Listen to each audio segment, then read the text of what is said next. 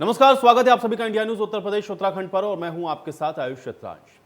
उत्तर प्रदेश से राज्यसभा की 11 सीटों का कार्यकाल 4 जुलाई को समाप्त हो रहा है और इससे पहले 11 सीटों पर 10 जून को वोटिंग होनी है। अब उत्तर प्रदेश में सत्तारूढ़ बीजेपी इन 11 में से 8 सीट तो आसानी से जीत सकती है, जबकि 3 सीटें समाजवादी पार्टी के खाते में भी जाना तय है।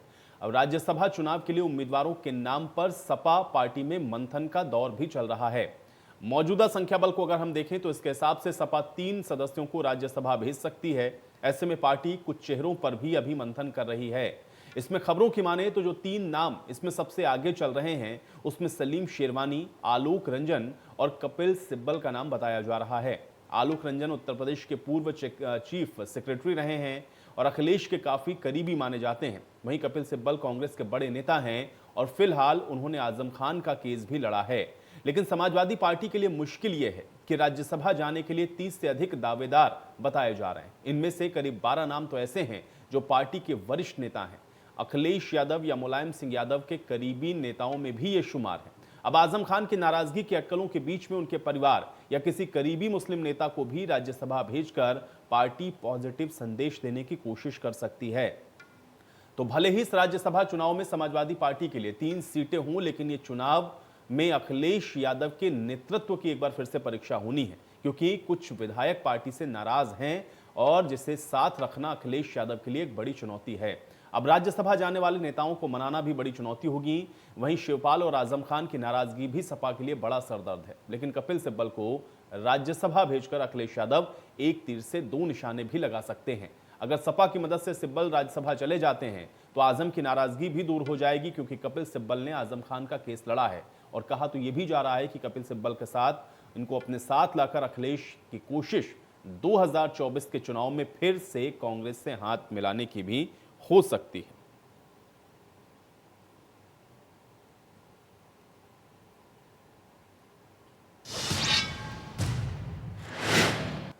तो राज्यसभा चुनाव के लिए राजनेताओं का इस पर क्या कुछ कहना है, आइए आपको सुनवाते हैं।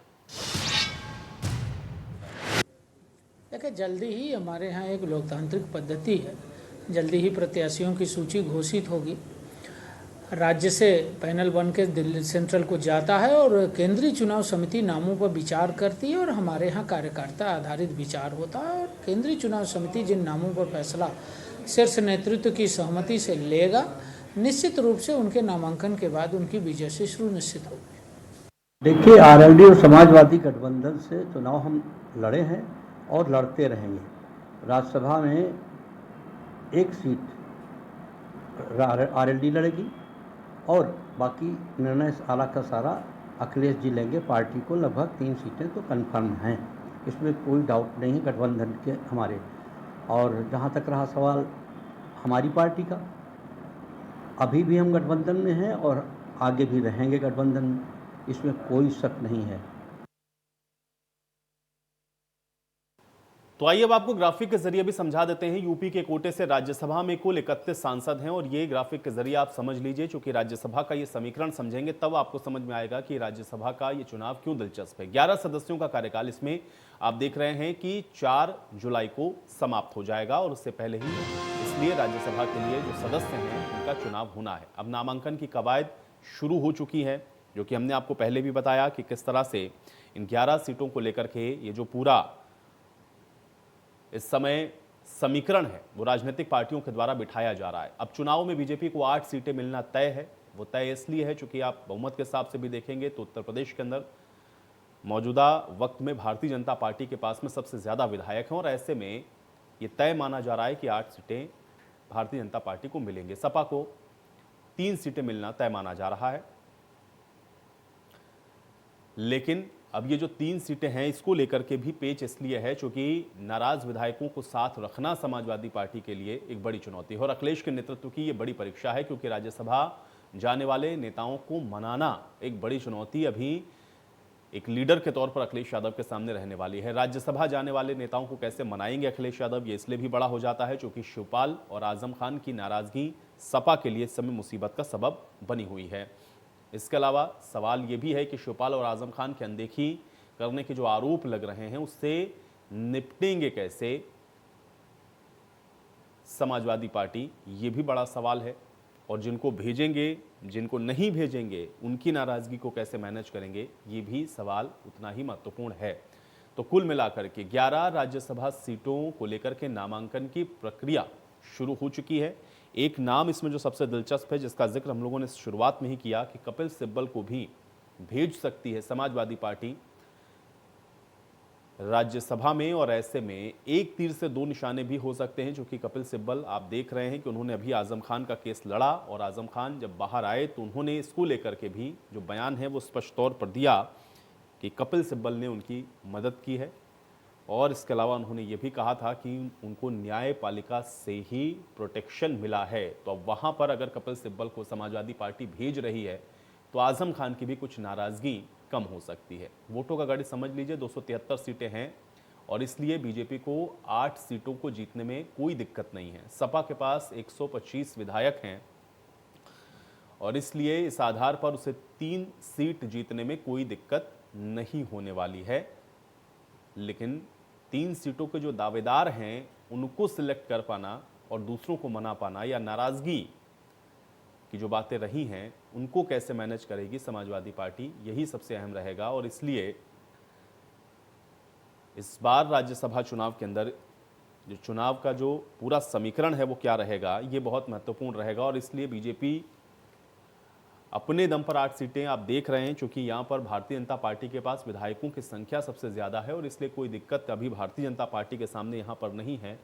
और 3 सीटें अभी समाजवादी पार्टी को भी जीतने में कोई दिक्कत नहीं है। लेकिन चूंकि कैंडिडेट्स को लेकर के ही जो सबसे ज़्यादा आप देखते हैं कि खींचतान है वो रहती है, और इसलिए भी अब ये जो 3 सीटें हैं उसमें किसको भेजेगी समाजवादी पार्टी राज्यसभा के लिए, इसमें जो सबसे ज़्यादा दिलचस्पी है वो इस समय लोगों की है। क्योंकि वो 3 चेहरे कौन से हो सकते हैं, वो कौन से ऐसे 3 नाम होंगे जिनको समाजवादी पार्टी ये कोशिश करेगी कि उसको राज्यसभा भेजा जाए।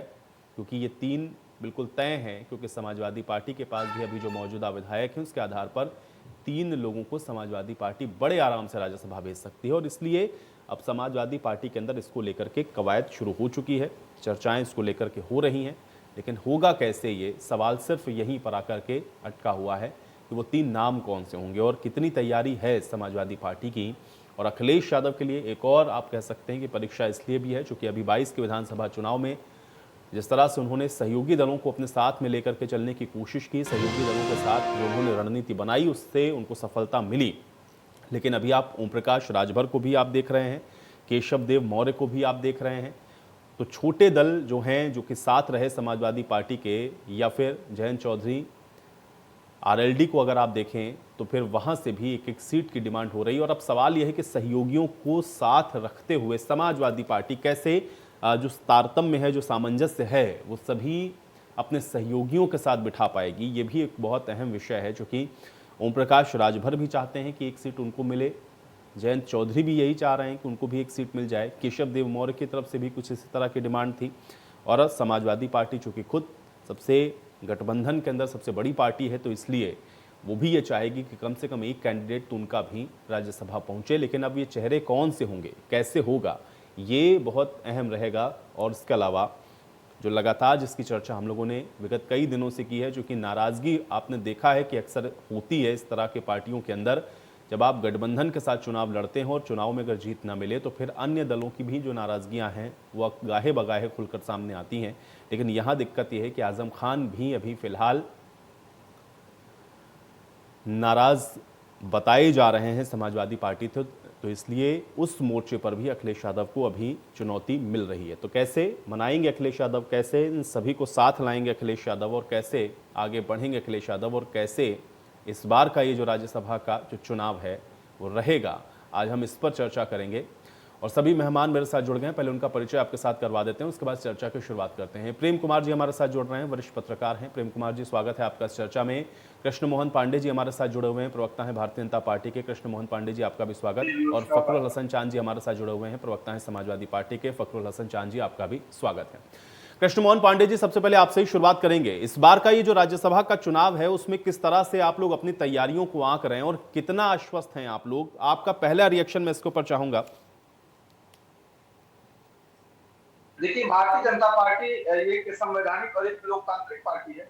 हमारे यहाँ एक स्वस्थ लोकतंत्र है हमारे एक प्रक्रिया के तहत नाम जाते हैं, तो हम भारतीय जनता पार्टी के जो कार्यकर्ता जो कार्यकर्ता हैं उनका नाम पार्टी तय करती है, वो केंद्रीय नेतृत्व को जाता है और केंद्रीय नेतृत्व वहाँ पे विचार करता है और बेहतर हो चुके हैं उस पर उनका नाम घोषित होता है और जितने भी सीटें हैं हमारे पूर्व में थी उसे बेहतर हम करने का प्रयास करेंगे और हम एकदम आश्वस्त हैं कि अपनी सारी सीटें हम जीत रहे हैं। फखरुल हसन चांद जी, क्योंकि इस समय सबसे ज्यादा दिलचस्प और लोगों की निगाहें समाजवादी पार्टी के ऊपर हैं, क्योंकि 3 सीटें तो तय माना जा रहा है, अगर गणित हम लोग देख रहे हैं तो उस हिसाब से, लेकिन चेहरे कौन होंगे, कैसे लोगों को सामंजस्य बिठा करके, क्योंकि नाराजगी की भी खबरें इन सबके बीच में हैं, कैसे रणनीति के साथ और किस रणनीति के साथ समाजवादी पार्टी आगे बढ़ रही है, आपका रिएक्शन मैं इसके ऊपर चाहूंगा फखरुल हसन चांद जी। देखिए, नाराजगी और देखिए सामंजस्य तो दोनों पार्टी को बैठाना पड़ेगा, चाहे भारतीय जनता पार्टी हो या समाजवादी पार्टी हो। आसान ना भारतीय जनता पार्टी के लिए ना समाजवादी पार्टी के लिए ये, लेकिन जो समाजवादी पार्टी का शीर्ष नेतृत्व है वो ये तय करेगा कि कितने प्रत्याशी लड़ाने हैं और किन किन का सिलेक्शन करना है। ये शीर्ष नेतृत्व जल्दी तय कर लेगा, क्योंकि जल्दी एक बैठक होगी। मैं समझता हूँ कल परसों में नामों पे चर्चा होके वो नाम फाइनल हो जाएंगे और समाजवादी पार्टी में कहीं कोई दिक्कत नहीं है। नाराजगी की जहां तक बातें हैं तो नाराजगी कहीं किसी भी नेता के साथ नहीं है। ये तो भारतीय जनता पार्टी है जो लगातार इस तरीके की बातें करती है, लेकिन मैं समझता हूँ समाजवादी पार्टी में सब चीजें ठीक है। जो भी नेतृत्व फैसला लेगा सबको वो मान्य होगा। प्रेम कुमार जी, क्या आप इस बात से इत्तेफाक रखते हैं, क्योंकि फखरुल हसन चांद जी कह रहे हैं कि देखिए नेतृत्व जो बात कहेगा उसको सब मानेंगे और नाराजगी जैसी कोई बात नहीं है। एक तो चुनाव के गणित के ऊपर जब हम लोग नजर डालते हैं तो 3 सीटें हमको दिखता है कि समाजवादी पार्टी कोई दिक्कत यहां पर नहीं होगी और इसी तरह से 8 सीटें भारतीय जनता पार्टी के लिए भी हैं। लेकिन क्या बड़ी चुनौती आपको लगता है समाजवादी पार्टी के सामने है, क्योंकि 3 सीटें आप मान सकते हैं कि आप जा रहे हैं या राज्यसभा किसी को भेज सकते हैं, लेकिन सहयोगियों का या छोटे दलों का जो प्रेशर है या फिर वो जिस तरह से चाह रहे हैं कि उनका भी कहीं एडजस्टमेंट हो राज्यसभा के अंदर, क्या ये बड़ी चुनौती बनने वाला है प्रेम कुमार जी? समाजवादी पार्टी जीत रही है तो ये तय है, तो वो चुनौती तो नहीं है कि सीट कैसे निकलेगी, या बीजेपी के पास भी जितनी उनकी सीट है उसके अकॉर्डिंग वो सीट जीत रही है। तो मगर भाई फ्रेम में लखनऊ से सफेद शर्ट पहने हुए कि जो लोग आकांक्षी हैं राज्यसभा के, आकांक्षा देखिए हर पार्टी में हर और जो लोग किसी तरीके से संबद्ध होते हैं उनका भी होता है, लेकिन एक नीति और रणनीति होती है किसी भी पार्टी की कि राज्यसभा में कैसे भेजे किसको। इसमें जाति भी देखी जाती है, धर्म भी देखा जाता है, पार्टी से इसमें सीनियोरिटी भी देखी जाती है, सहयोगी दल जिसने अतीत में साथ दिया, जो भविष्य में साथ दे सकते हैं उनको भी देखा जा सकता है।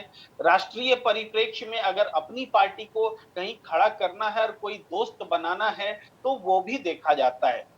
तो इन सब बातों को देख के अब 3 सीटें हैं तो ये सारे जो कारण है उसमें फिट होने हैं, तो ये देखते हुए उम्मीदवार तय होंगे और जो भी पार्टी उम्मीदवार 3 तय करेंगी वो जीतेंगी। अब चौथे उम्मीदवार को लेकर के जरूर होगा कि चौथे में लड़ाई होगी कि क्या कौन जीतेगा। जी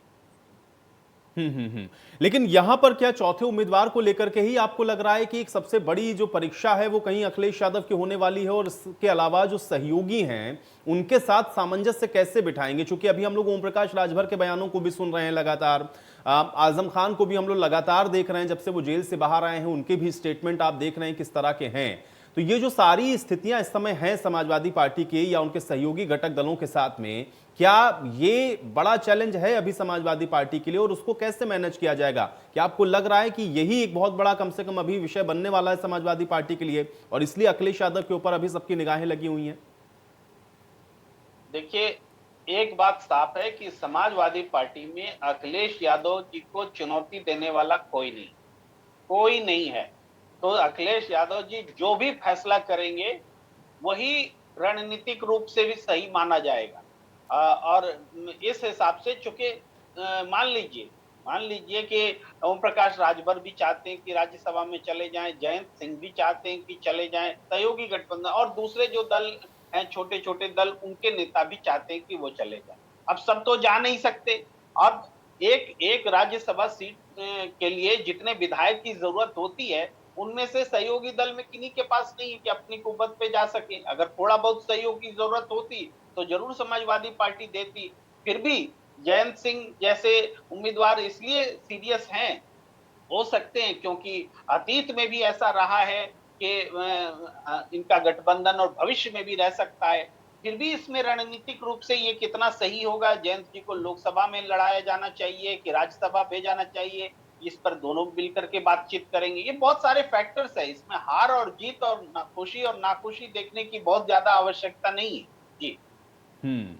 चलिए, इस बीच हमारे साथ प्रदीप सिंह जी भी जुड़ चुके हैं, प्रवक्ता हैं कांग्रेस पार्टी के। प्रदीप जी, राज्यसभा चुनावों को आप अभी इस समय किस तरह से देखेंगे और उसमें कांग्रेस की भूमिका को कहां देख रहे हैं आप इस समय? प्रदीप जी। राज्यसभा के चुनाव में निर्धारित है और जो संख्या के आधार पर राजनीतिक दलों की जो प्रतिनिधि हो जो लोकतंत्र सर्वोच्च मंदिर पर पहुंचेंगे और कोशिश होगी इस अंगणित में कांग्रेस किसी ऐसी स्थिति में नहीं है कि निर्णायक स्थिति पे हो, लेकिन हम ये जरूर देखेंगे, हमारी कोशिश होगी कि लोकतंत्र के सबसे बड़े मंदिर में ऐसे चेहरे पहुंचे जो जिनका समाज में एक बड़ा योगदान रहा हो। और हम माननीय सांसदों से भी कहेंगे और जनप्रतिनिधियों से भी कहेंगे कि आप अंतरात्मा की आवाज से देखें कि अभी किसानों के लिए किसने काम किया है, नौजवानों के लिए किसने काम किया है, और ऐसे जो चेहरे सामने आए और राजनीतिक दलों से कहेंगे ऐसे चेहरे सामने आए जो वाकई लोकतंत्र के सर्वोच्च मंदिर पर पहुंचकर अंतिम व्यक्ति की आवाज दें। फखरुल हसन चांद जी, क्या छोटे दल या फिर जो दल जिनके साथ आपने 2022 का विधानसभा का चुनाव लड़ा, और चूंकि हम लोग लगातार स्टेटमेंट देख रहे हैं, ये प्रेशर पॉलिटिक्स बहुत होती है और खासतौर से ये तब और ज्यादा होती है जब कोई चुनाव आसपास होता है। अभी कल हम लोगों ने बयान देखा ओम प्रकाश राजभर का, आजम खान को लेकर के हम लोग लगातार देख रहे हैं कि वो जिस तरह के स्टेटमेंट दे रहे हैं उससे भी लग रहा है कि उनकी जो नाराजगी है वो अभी भी है, उनके अंदर बरकरार है। ये जो स्थितियां हैं, क्या ये एक बड़ा चैलेंज नहीं है समाजवादी पार्टी के लिए? और छोटे दल जिनके साथ आपने चुनाव लड़ा, चाहे जयंत चौधरी को हम लोग देखें, ओम प्रकाश राजभर को, या केशव देव मौर्य को देखें, उनकी तरफ से भी ये चाह रहे हैं कि भाई कहीं एडजस्टमेंट उनका भी हो। ये कैसे अब जो एक पूरा सामंजस्य है बिठाएंगे आप लोग? क्या ये चैलेंज नहीं है या चुनौती नहीं है आपके लिए? देखिए, सहयोगियों को साथ लेके चलने की कोई चुनौती इसलिए नहीं है क्योंकि सहयोगी हमारे साथ हैं। वो कोई चुनौती के रूप में नहीं है क्योंकि उनकी विचारधारा हमारी विचारधारा मेल खाती है। हम जिस कार्यक्रम को लेके चल रहे हैं वो उस कार्यक्रम में हमारे साथ हैं, इसलिए वो समस्या नहीं है। लेकिन जहां तक आप ओम प्रकाश राजभर जी के बयान की बात कर रहे थे, हम समझते हैं जो उन्हीं ने बयान दिया उसको मीडिया ने भी तोड़ मरोड़ के पेश किया। वो आदरणीय अखिलेश यादव जी तो लगातार सड़कों पे हैं, लोगों से मिल रहे हैं। एक बेटी जिसके साथ बलात्कार होता है, उसके बाद थाने में फिर बलात्कार होता है, उसकी लड़ाई लड़ने का काम अगर किसी ने किया है तो आदरणीय अखिलेश यादव जी ने किया है। फिर एक लगातार जो दूसरे जहां पे भी अन्याय हुआ है, सबसे पहले अगर उत्तर प्रदेश की राजनीति में कोई नेता पहुंचा है तो आदरणीय अखिलेश यादव जी पहुंचे। दूसरे दलों के नेता चाहे वो विपक्ष के हों, हमें तो कहीं वो भी नजर नहीं आए। तो हम समझते कि ओम प्रकाश राजभर जी जो कहना चाह रहे थे कि हमें और मजबूती से सड़क पे निकलना चाहिए, इसके अलावा उनकी कोई नाराजगी या ऐसा कोई बयान नहीं। फखरुल हसन चांद जी, देखिए, ओम प्रकाश राजभर कल ही हमारे साथ मौजूद थे और कई बार मैंने खुद उनसे यह सवाल पूछा तो उन्होंने कहा कि वो इस बात को अभी भी कह रहे हैं कि अखिलेश जी को एसी की आदत हो गई है, वो एसी में बैठते हैं, बाहर निकलते नहीं है। वो इस बयान को बार बार कोट कर रहे थे और इसलिए वो अखिलेश यादव को ये हिदायत दे रहे हैं, नसीहत दे रहे हैं कि निकले बाहर, नहीं निकलेंगे तो मायावती जैसा हश्र हो जाएगा। देखिए, और आप कह रहे हैं कि देखिए हम लोग बयान तोड़ मरोड़ के, मैं तो एग्जैक्टली वर्ड बाय वर्ड आपको फखरुल हसन चांद जी बता रहा हूं जो कल उन्होंने कहा। देखिए, राजभर जी क्या सोचते हैं ये तो फिर आपसे बात हुई है, वो ही बता सकते हैं। लेकिन समाजवादी पार्टी गठबंधन को 35% से भी ज्यादा वोट शेयर मिला था उत्तर प्रदेश के विधानसभा चुनाव में। हम समझते हैं उत्तर प्रदेश की जनता ने ये तय कर दिया है कि कौन कहां पे खड़ा हुआ है। इसके आगे मुझे इस मामले पे मैं समझता हूं कि ओम प्रकाश राजभर जी और आदरणीय अखिलेश यादव जी कुछ कहे तो ज्यादा अच्छा होगा। कृष्ण मोहन पांडे जी, क्या आपको लग रहा है कि कोई चुनौती कम से कम एक सीट पर आप लोगों के लिए है या कोई चैलेंज आपके सामने इस समय? या फिर आपको लग रहा है, क्योंकि अभी फखरुल हसन चांद जी ने भी कहा कि देखिए वो दोनों तरफ से है, ऐसा नहीं कि समाजवादी पार्टी के सामने चैलेंज है तो भारतीय जनता पार्टी के सामने नहीं है, क्योंकि सहयोगी आपके भी हैं। भारतीय जनता पार्टी की जो संख्या बल है उस संख्या बल के आधार पर तो अधिकतम सीटें हम जितनी हमें जीतनी चाहिए हम जीत रहे हैं। और रही बात नहीं नहीं नहीं, सहयोगी दलों की, जीतेंगे तो आप है भाई। देखिए वो तो संख्या, कोई डायरेक्ट चुनाव तो है नहीं कि कोई वोट डालने जा रहा है तो हाँ कोई हार जाएगा कोई जीत जाएगा, वो तो जो अंक गणित है उसके हिसाब से तय है। लेकिन चुनौती मैं इस परिप्रेक्ष्य में कह रहा हूं कि जो सहयोगी हैं, जो घटक हैं, जिनके साथ आपने चुनाव लड़ा, वो भी चाहते हैं कि भाई उनको राज्यसभा के अंदर कम से कम उनका कैंडिडेट पहुंचे। तो उस स्तर पर क्या आप लोग उनको सही तरीके से मैनेज कर पाएंगे या उनको साथ में रख पाएंगे, उनको मना पाएंगे? क्या यहां पर चुनौती है कि नहीं है भारतीय जनता पार्टी के लिए? गठबंधन करती है जो हमारी वैचारिक परिस्थिति से जुड़ते हैं, हमारे विचार से मिसाल मेल खाता है, जो उन्हीं लोगों को हम अपने साथ लेते हैं। और रही बात सहयोगी दलों को राज्यसभा जाने का, तो पूर्ण रूप से पहले से पूर्व निर्धारित कार्यक्रम के अनुसार जो हमारा केंद्रीय नेतृत्व तय करता है, क्योंकि भारतीय जनता पार्टी एक लोकतांत्रिक प्रक्रिया वाली पार्टी है। यहाँ पे देवतुल्य कार्यकर्ताओं का नाम केंद्रीय नेतृत्व को जाता है और केंद्रीय नेतृत्व वहां पर तय करता है। और हमारे सहयोगी दलों को है और कितना अच्छी तरह उनको संतुष्ट करना ये हमारे केंद्रीय नेतृत्व का काम है। और निश्चित तौर पर ये नेतृत्व हमारा विचार करना होगा और इससे हम बहुत ही खड़े उतरेंगे और कोई भी हमारे यहाँ ऐसी समस्या नहीं है जिससे सहयोगी दल हमें परेशान कर रहे हो। हाँ, इससे ठीक उलट समाजवादी पार्टी को आप देखेंगे कि 3 दिनों से लगातार उन्हीं के सहयोगी ओम प्रकाश राजभर जी बार बार कह रहे हैं कि आदरणीय अखिलेश जी को एसी कमरे से बाहर आना चाहिए। उनका यह स्पष्ट संदेश है कि हमें राज्यसभा भेजिए, अन्यथा हम आपके खिलाफ तौर पर उतरेंगे। वो एसी कमरे से उनको निकलने की बात नहीं कर रहे हैं, वो ये कर रहे हैं कि यदि आपने हमको राज्यसभा नहीं भेजा तो आपके खिलाफ हम सड़क पे उतरेंगे और हम दोनों की राहें जुदा जुदा होंगी। ये बात तय है। भारतीय जनता पार्टी स्पष्ट करती है और बड़े जिम्मेदारी को इस बात मैं कह रहा हूँ कि भारतीय जनता पार्टी के पास अपने सहयोगी दलों को लेकर कोई भी भ्रांति नहीं है, कोई भी अस्पष्टता नहीं है। हम तो क्या कृष्ण मोहन जी, क्या ओम प्रकाश राजभर के साथ कुछ बातचीत आप लोगों की हो गई है क्या? इतना कॉन्फिडेंट कैसे हैं आप? Confidence Bharatiya Janata party confidence 24 घंटा जनता की सेवा में लगी रहती है और जनता हमें वो ऊर्जा देती है। ये कॉन्फिडेंस जनता से आता है और ओम प्रकाश राजभर और बाकी लोग ठीक है, फिलहाल अपने सहयोगियों को साथ में रखिए। फखरुल हसन चांद जी, हाँ क्या कहना चाह रहे हैं? मैं कहना चाहता हूँ भारतीय जनता पार्टी वो भूल जाती है या देखना नहीं चाहती या सुनना नहीं चाहती कि सहयोगी तो सहयोगी, इनके साथ इनकी पार्टी के सांसद भी इनके साथ नहीं है। वरुण गांधी लगातार भारतीय जनता पार्टी पे हमलावर हैं। राशन कार्ड को लेके अभी कल उनका बयान आया था। तो भारतीय जनता पार्टी अपनी जो लड़ाई है उसको बताना नहीं चाहती है। बिहार में आपकी सरकार जाएगी या बचेगी ये आने वाले कुछ घंटों में पता चलेगा। लेकिन आपको लगता है कि आपके पास सब कुछ ठीक है क्योंकि आप दिखाना नहीं चाहते, आपकी जो लड़ाई है उस पर आप चर्चा नहीं करना चाहते और दूसरे के घरों में झांकने की आपको आदत पड़ गई है। चलिए ठीक है, प्रेम कुमार जी, क्या लग रहा है कि ये जो छोटे दल हैं इस समय या जो घटक दल हैं या जिनके साथ दोनों ही पार्टियां, चूंकि बीजेपी और समाजवादी पार्टी को यहां हम लोग देख रहे हैं, क्या एक प्रेशर पॉलिटिक्स के तौर पर आपको ये नजर आ रहा है? जो स्टेटमेंट अभी हम लोग हाल फिलहाल देख रहे हैं बहुत ज्यादा इस समय हो रहे हैं या फिर बहुत ज्यादा बयानबाजियां हो रही हैं, क्या इसको इस तरह से देख रहे हैं कि कहीं ना कहीं एक तरीके का प्रेशर बनाने की कोशिश है? हाँ, बिल्कुल आप इसको इस रूप में देख सकते हैं कि हाल में जितनी भी घटनाएं घटी हैं, ये हमारी स्वतंत्रता है, आपकी स्वतंत्रता है कि वो इस चुनाव से भी जोड़कर देख सकते हैं। चाहे शिवपाल यादव जी की कोशिश हो, चाहे आजम खान जी की भी कोशिश हो सकता है कि वो प्रेशर टैक्टिक्स कर रहे हो। तो मगर एक बात और है कि पिछला राज्यसभा चुनाव जो हुआ था उसको याद कीजिए आप, पिछले 2 साल का पूरा याद कीजिए तो बीजेपी ने सदन में अपनी संख्या को 100 पार करने के लिए सारे हथकंडे अपनाए हैं। बीएसपी से भी लोगों को तोड़ा, क्रॉस वोटिंग करवाई, ओम प्रकाश राजभर जी की पार्टी से भी क्रॉस वोटिंग करवाई, सारा अतीत है। तो इसकी आशंका तो बनी रहती है। इसलिए आप जो थोड़ी देर पहले कह रहे थे कि ये अंक गणित है और जिसके पास जितने सीट वोट्स हैं वो तो है ही, वो तय है मानकर नहीं चला जाता इस चुनाव में। और अंतिम समय तक खरीद फरोख्त होगी ये भी आप मानकर चलिए, क्योंकि होती आई है। तो इसलिए ये चुनाव रोचक भी होगा। समाजवादी पार्टी के लिए ये चुनौती है कि बीजेपी के इन हथकंडों से वो कैसे लड़ती है कि इनके विधायकों की खरीद फरोख्त ना हो। नहीं तो क्या आपको प्रेम कुमार जी लग रहा है कि अभी ये जो 3 है इसमें भी सेंध लगा सकती है भारतीय जनता पार्टी?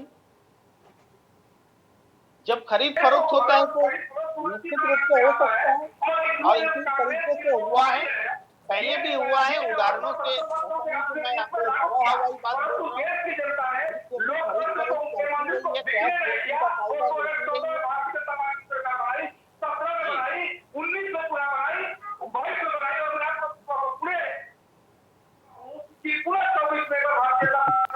अरे कृष्ण मोहन पांडे जी, देखिए पहले कृष्ण मोहन पांडे जी, पहले अगर थोड़ा सुन लेंगे ना तो मुझे लगेगा कि थोड़ा और बेहतर आप उसका जवाब दे पाएंगे। आप बीच में बोलने लगे, आप देखिए ना बात समझ में आई प्रेम कुमार जी की, ना आपकी बात समझ में आई, इसलिए एक एक करके बोले, आराम से बोले। प्रेम कुमार जी, जो बात आपकी थी वो थोड़ा सा बीच में इंटरप्ट हुई। क्या आपको इस बात की आशंका है, क्योंकि पुराना ट्रैक रिकॉर्ड आप ये कह रहे हैं कि खरीद फरोख्त होती रही है, इसलिए इस बार भी हो सकता है, इसलिए कोई पार्टी आश्वस्त नहीं हो सकती कि कहे उसके 8 हो सकते हैं या ये इनके 3, तो हम मान के चलें कि हाँ ये तय हैं या पक्के हैं, इसकी गुंजाइश है? आप मानते हैं इस बात को? देखिए, पहले और अब में फर्क ये आया है कि बीएसपी बहुत कमजोर हो गई है, कांग्रेस बहुत कमजोर हो गई है, और मोटे तौर पर 2 हिस्सों में पार्टियां बटी हुई। तो इसलिए पिछले बार की तुलना में इवन निर्दलीय को भी या छोटे छोटे दलों को जो क्रॉस वोटिंग कराई गई थी, उसकी उस जैसी आशंका तो नहीं दिखती। लेकिन फिर भी इस बार जिस तरह के तेवर मान लीजिए ओम प्रकाश राजभर जी दिखा रहे हैं, तो क्या कुछ ऐसा फिर से कहानी दोहराई जाएगी, ये आशंका बनी हुई है। हालांकि समाजवादी पार्टी इस बात को नहीं मानेगी कि ऐसा उसके सहयोगी दल भाग जाएंगे। क्यों मानेगी? कोई घटना घटी नहीं हो तो उसको पहले ही क्यों मान लिया जाए? लेकिन जब अतीत ऐसा है तो बीजेपी, चलिए ठीक है। और प्रेम कुमार जी, हम लोग देखते हैं कि इस बार राज्यसभा के इस चुनाव के दौरान क्या कुछ होता है, या तस्वीर या परिदृश्य कैसा नजर आता है। शुक्रिया आप सभी का अपना समय निकालने के लिए, चर्चा का हिस्सा बनने के लिए। और राज्यसभा के अंदर अब जो अंकगणित है वो किस तरह से बैठेगा और कौन सी पार्टी अपने जो कैंडिडेट्स उनको भेज पाने में सफल रहेगी, इस पर सबकी निगाहें बनी रहेंगी। आज बड़ी बहस में मेरे साथ फिलहाल इतना ही।